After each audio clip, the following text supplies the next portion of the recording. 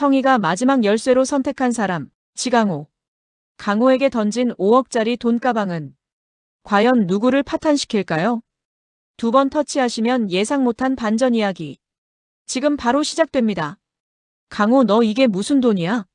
너 또 사고 친 거야? 가방 가득 빼곡하게 채워진 돈다발을 발견한 정순이는 숨이 턱 막혔습니다. 이제야 좀 사람 구실하나 싶었는데 또다시 무너지며 불길한 예감이 정순이를 서늘하게 덮쳤습니다. 사고 친 거 아니야. 그럼 이 돈이 다 뭔데? 강호가 시선을 바닥에 떨군 채 입을 열었습니다. 그 여자가 준 거야.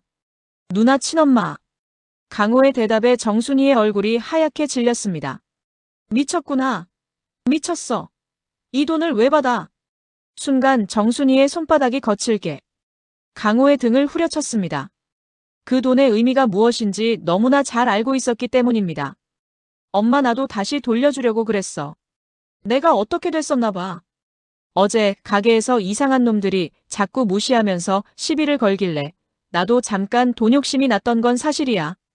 그런데 내가 누나한테 그러면 안 되는 거잖아. 누나가 우리한테 어떤 누난데. 그 말 끝에 강호의 눈이 붉어졌습니다.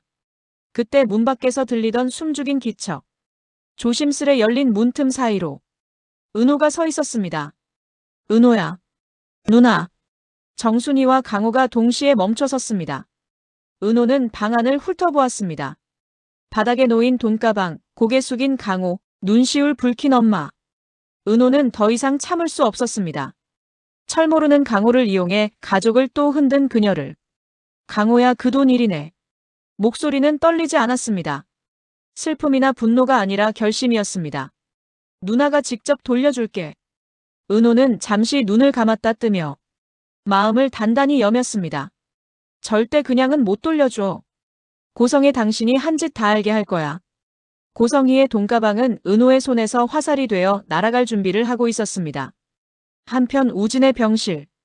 우진은 잠들어 있었고 창가에 서 있던 고성이가 누군가와 통화하고 있었습니다. 지강호한테 사람 더 붙여서 계속 흔들어요. 입술이 차갑게 움직였습니다.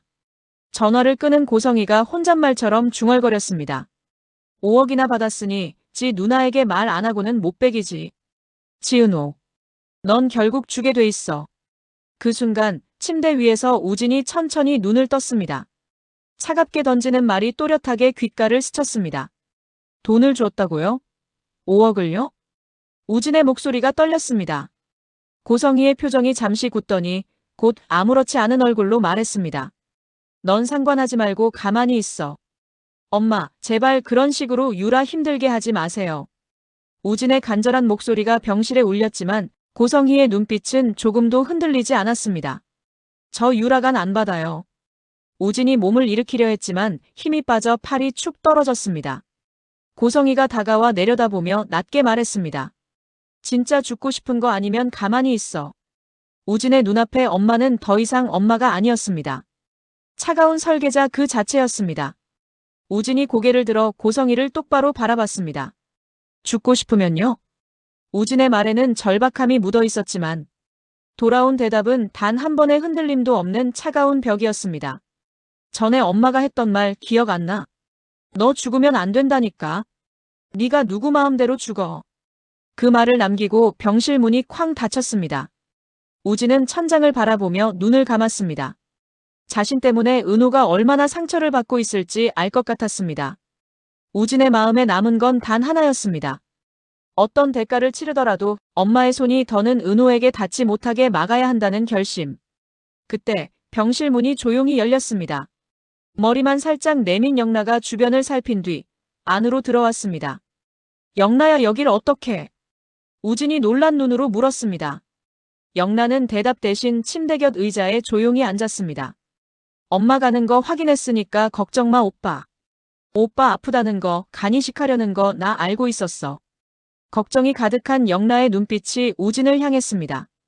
밖에서 오빠랑 엄마가 하는 얘기 다 들었어. 유라가 누구야, 오빠? 잠시 숨을 고른 우진이 마침내 입을 열었습니다. 엄마가 내 간이식 공여자를 찾았는데 그 공여자가 사실은 유라야. 엄마가 26년 전 보육원에 버린 내 쌍둥이 여동생. 나 때문에 버렸던 딸을 찾은 거였어. 영란은 자신의 귀를 의심했습니다. 우진의 말을 들으면서도 믿기지가 않았습니다.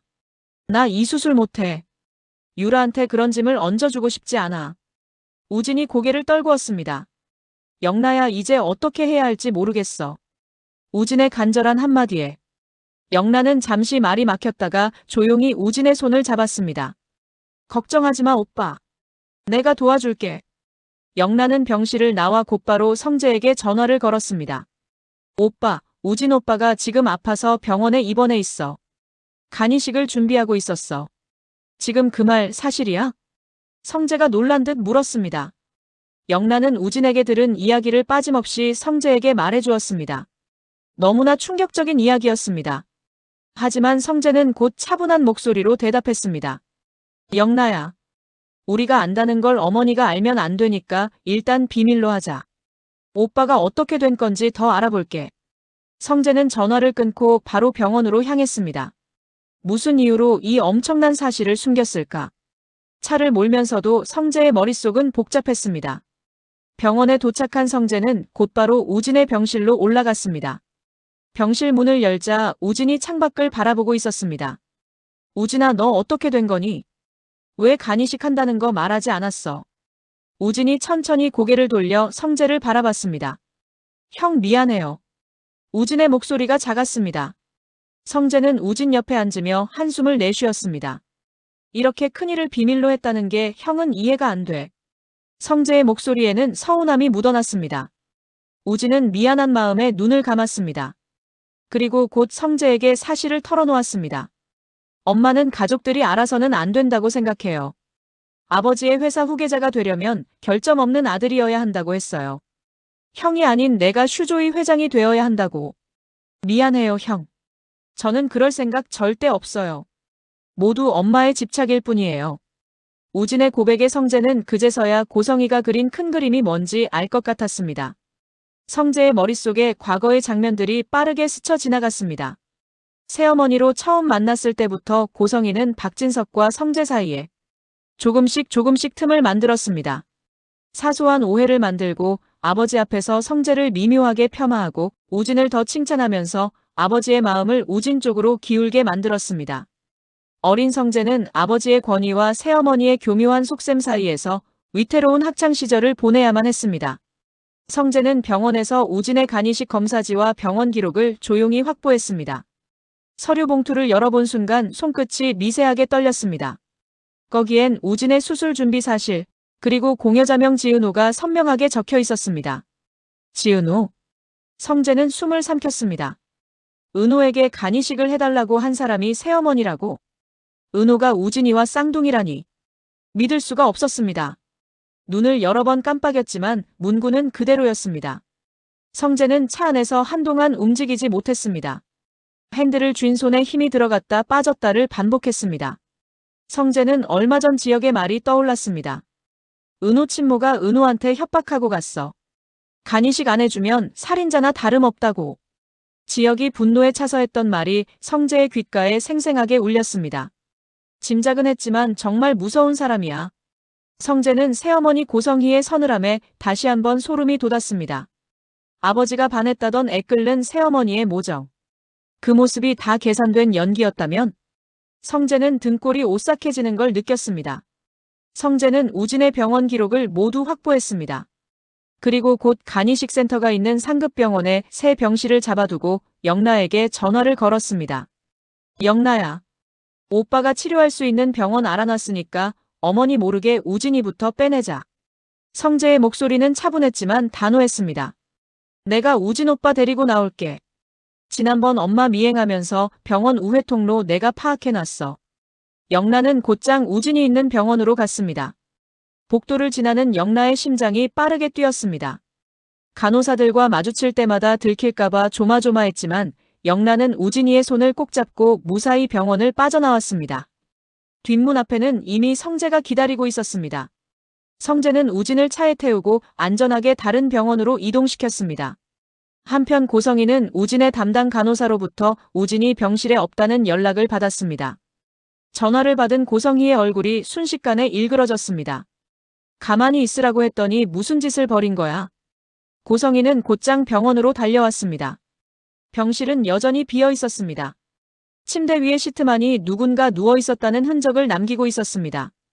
대체 어디로 간 거야? 고성희의 목소리가 병실에 울려 퍼졌습니다. 밖으로 나가려던 고성희의 눈에 침대 옆 테이블 위에 놓인 작은 쪽지가 보였습니다. 고성희가 재빨리 쪽지를 펼쳤습니다. 어머니, 저는 절대로 유라한테 간이식 받을 생각이 없습니다. 마지막으로 부탁드릴게요. 은호에게 더 이상 상처 주지 마세요. 고성희가 쪽지를 움켜쥔 채 손을 부들부들 떨었습니다. 그런데 그때 익숙한 향기가 코끝에 스쳤습니다. 이 향수 냄새. 병실 공기 속에 은은히 남은 잔향은 영라가 늘 뿌리던 향수였습니다. 잠깐 스쳤던 의심이 곧 날카로운 확신으로 번졌습니다. 분노가 한순간에 치밀어 오른 고성희는 곧장 집으로 달려갔습니다. 영라가 거실 소파에 앉아 있었습니다. 엄마, 다녀오셨어요? 영라의 목소리가 평온했습니다. 하지만 고성희는 영라에게 다가가서 거칠게 손을 잡았습니다. 너 우진이 어디로 빼돌렸어? 너 요즘 수상한 게 한두 가지가 아니었어. 이제 곧 간이식 해야 하는데. 우진이 어디 있는지 말 못해? 고성희가 악을 쓰며 말했습니다. 눈빛이 매섭게 빛나며 영라를 향해 있었습니다. 하지만 영라는 더는 피하지 않기로 했습니다. 엄마의 집착과 통제가 결국 더 큰 상처를 만든다고 생각했기 때문입니다. 오빠 쌍둥이라면서요. 쌍둥이 동생을 고아원에 버리셨잖아요. 그 딸에게 간이식 해달라고 하셨고요. 저 다 알고 있어요. 영라의 목소리는 떨리고 있었지만 흔들림이 없었습니다. 고성희가 당황하며 얼굴을 일그러뜨렸습니다. 우진 오빠는 여동생한테 도저히 간이식을 받을 수 없대요. 이제 아빠도 아셔야 해요. 우진 오빠와 쌍둥이 동생분 위해서요. 영라의 말에 고성희는 이성을 잃었습니다. 뭐라고? 아빠한테 말하면 아빠가 알면 너 내가 가만 안 둬. 고성희는 영라의 멱살을 잡았습니다. 영라의 얼굴이 빨갛게 변했습니다. 그 순간 현관에 멈춘 그림자 하나. 문 앞에 서 있던 박진석의 손이 문고리에 걸린 채 굳어버렸습니다. 안에서 들리는 고아원, 간이식이라는 단어가 마치 폭탄처럼 귓가에 박혔습니다. 뭐라고? 이게 무슨 소리야? 그 손 당장 놓지 못해? 박진석의 목소리가 거실을 가득 채웠습니다. 고성희가 깜짝 놀라서 영라에게서 손을 뗐습니다. 당황한 고성희는 표정을 재빨리 바꾼 후 말했습니다. 당신 언제 왔어요? 고성희의 목소리에 불안함이 묻어났습니다. 우진이가 병원에 있었어? 쌍둥이 딸은 또 무슨 소리야? 박진석의 목소리가 차갑게 식어 있었습니다. 여보, 당신 걱정할까봐 말 안 한 거예요. 그렇지 않아도 다 말하려고 했어요. 고성희가 표정을 숨기고 박진석에게 말했습니다. 하지만 박진석은 그녀의 말을 자르듯 차갑게 고개를 저었습니다. 눈빛은 이미 흔들림 없이 굳어 있었고 변명이라 판단된 순간 더 이상 들어줄 의지도 없었습니다. 간이식이라니? 도대체 내가 알면 안 되는 이유가 뭐야? 대답이 목구멍까지 차오른 순간 거실의 공기를 가르는 낮고 단단한 목소리가 뒤에서 들려왔습니다. 그거 우진이를 아버지의 후계자로 세우려는 새어머니의 계획 때문이에요. 그러려면 우진이가 결점 없는 아들이어야 하니까요. 성재의 목소리였습니다. 고성희도 박진석도 동시에 굳었습니다. 눈빛은 차갑고 말은 한 글자도 흔들리지 않았습니다. 우진이를 위한다면 이제 그만 내려놓으세요. 은호 씨가 간이식을 거절하니까 은호 동생에게 돈까지 주면서 회유하셨다면서요. 성재의 목소리가 차갑게 떨어졌습니다. 고성희의 얼굴이 창백해졌습니다. 아니 무슨 말을 하는 거야 성재야. 그런 적 없어. 고성희가 황급히 부인했지만 성재는 냉소를 지었습니다. 은호 씨 들어오세요. 성재의 말이 끝나자 현관문 뒤에 있던 은호가 들어왔습니다. 은호의 손에는 묵직한 돈가방이 들려 있었습니다. 고성희가 깜짝 놀라 말했습니다. 은호야. 네가 어떻게 여길? 고성희의 목소리가 떨렸습니다. 지난번 술 취한 척 저 부르신 날 대리기사와 함께 왔었는데 여길 기억 못할 거라고 생각하셨나요? 그래도 전 양심은 있을 줄 알았어요. 딸을 버렸지만 아들이 아프니 어쩔 수 없었겠지 했다고요. 은호가 돈가방을 고성희에게 던졌습니다. 돈가방이 고성희의 발 앞에 떨어졌습니다. 고성희는 박진석을 향해 변명을 늘어놓기 시작했습니다. 여보, 내가 잃어버렸던 친딸 찾은 건 맞아요. 돈은 양부모님이 은호 키워주신 게 감사해서 그래서 준 거예요. 당신한테는 말 못해서 미안해요. 하지만 당신 만나기도 전이었어. 찾을 수 있다는 희망도 없었고 그래서 말 안 했어요. 간이식 때문에 찾은 게 아니에요. 고성희의 쉴 틈 없는 변명에 은호가 실소를 터뜨렸습니다. 거짓말하지 마세요. 처음부터 모두 계획적이었잖아요. 은호가 울면서 소리쳤습니다. 그때 성재가 간이식 적합검사 서류를 꺼내 박진석에게 내밀었습니다. 여기 보시면 은호 씨가 DNA 검사를 받기도 전에 적합검사한 기록이 나옵니다. 새어머니는 적합 판정이 나올 때를 기다렸다가 은호 씨를 찾은 겁니다. 적합이 안 나오면 친딸을 찾을 생각도 없으셨죠. 성재의 차가운 설명에 박진석의 손이 떨렸습니다. 계획적으로 접근했다는 그 말이 어딘가 낯설면서도 낯설지 않은 기시감이 들기 시작했습니다. 고성희는 더 이상 변명할 수 없다는 걸 깨닫고 바닥에 무릎을 꿇었습니다. 아니야, 오해야. 사람이 어떻게 그래? 나 사실 은호간 안 받으려고 했어요. 고성희의 목소리가 점점 작아졌습니다. 하지만 은호가 차갑게 말했어요. 그러면 최소한 이런 짓은 하지 말았어야죠. 은호의 말에 고성희는 할 말을 잃었습니다. 박진석이 고성희를 바라보는 눈빛이 얼음장처럼 차가워졌어요. 당신 도대체 어디까지가 진짜야? 정말 이런 사람이었어? 박진석은 잠시 말을 잇지 못했습니다. 26년간 단 한 번의 의심조차 없이 쌓아온 믿음이 그 자리에서 산산이 부서졌습니다. 고성희가 박진석에게 다가가려 했지만 박진석이 손을 뿌리쳤습니다. 오해야 여보. 내가 다 해명할게요. 고성희가 애원했지만 모든 진실이 드러났습니다. 고성희는 변명만 늘어놓을 뿐이었습니다. 그녀의 말들이 의미를 잃고 공중으로 흩어졌습니다. 아무도 그녀의 말을 믿지 않았습니다. 성재야. 당장 밖으로 끌어내. 박진석의 목소리가 냉혹했습니다. 여보 제발 용서해줘요. 고성희가 울부짖었지만 박진석은 돌아서지 않았습니다. 고성희는 더 이상 애원하지 않았습니다. 대신 천천히 몸을 일으켰습니다. 두고 봐. 오늘 일 반드시 후회하게 만들어줄 테니까. 마지막 한마디를 남기고 스스로 문을 열고 나갔습니다. 그 뒷모습에는 여전히 무언가를 계산하는 듯한 차가움이 남아있었습니다. 순식간에 집안은 조용해졌습니다. 남은 것은 무너진 신뢰와 차가운 침묵뿐이었습니다. 박진석은 그 자리에 그대로 서 있었습니다. 움직일 수가 없었어요. 26년 동안 믿어왔던 모든 순간들이 지금 이 순간 거짓말처럼 느껴졌습니다. 아픈 아이를 들쳐안고 눈물 짓던 그녀가, 아이들을 위해 밤새 간호하던 그녀가, 완벽한 아내이자 엄마였던 그녀가, 박진석의 손이 미세하게 떨렸습니다. 그 모든 게 계산이었다면 자신은 26년 동안 대체 무엇을 본 걸까요? 거실 한가운데 돈가방만이 덩그러니 놓여 있었습니다. 26년의 믿음보다 무거웠던 것이 결국 이 가방이었다는 걸 말해주듯이 박진석의 마음이 무너져 내렸습니다. 하지만 주저앉을 수는 없었습니다. 아픈 아들 우진이가 두려움과 싸우고 있을 테니까요. 우진이 지금 어디 있니? 박진석이 성재에게 물었습니다. 제가 간이식 센터가 있는 병원에 안전하게 입원시켰습니다. 성재의 대답을 들은 박진석은 잠시 말이 없었습니다. 숨을 한번 깊게 들이쉬고 무너져 있던 가슴을 세워 올렸습니다. 모든 것이 무너졌지만 우진만큼은 아버지인 자신이 지켜야 한다는 생각이 또렷하게 남았습니다. 우진이는 내 자식이야.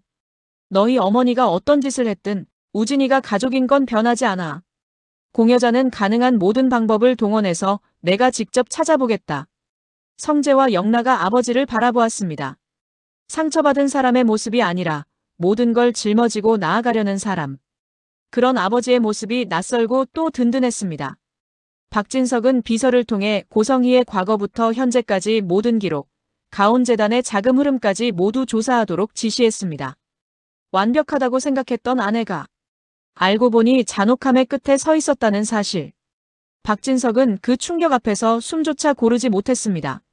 그리고 기억은 자연스레 26년 전 모든 믿음이 시작되던 순간으로 되돌아가고 있었습니다. 26년 전 이유를 알 수 없었던 아내 윤지혜의 갑작스러운 외도. 때마침 모성의 탈을 쓰고 박진석 앞에 나타난 고성희. 재혼 직전 고아원에 버린 쌍둥이 딸, 그리고 버린 딸을 찾아와 간을 내놓으라 할 만큼 비정한 엄마.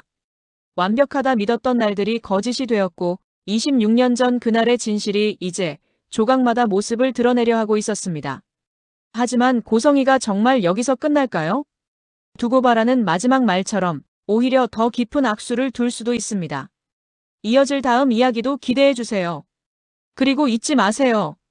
구독과 좋아요는 저희에게 정말 큰 힘이 됩니다.